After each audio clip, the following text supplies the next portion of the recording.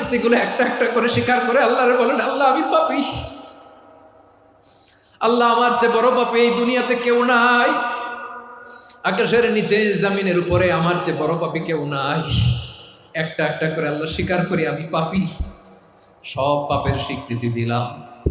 পৃথিবী না জানুক আমি তো জানি, আমি কি পাপ করেছি, হায় আমার পাপের করলে বিচার, বাঁচার আমার নাই উপায়।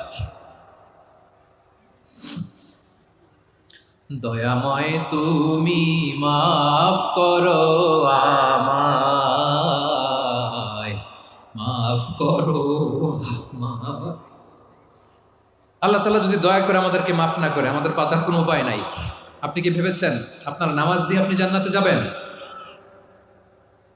আপনি তাহাজ্জুদ গুজার, সেজদা দিতে দিতে কপালে দাগ ফেলেছেন, এটা আপনারা জান্নাতে নেবে না?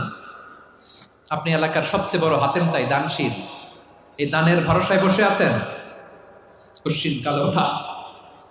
আমাদের নামাজ, আমাদের রোজা, আমাদের ইবাদত, এগুলোকে মিজানের পাল্লায় উঠালে কোনো ওজনই হবে না।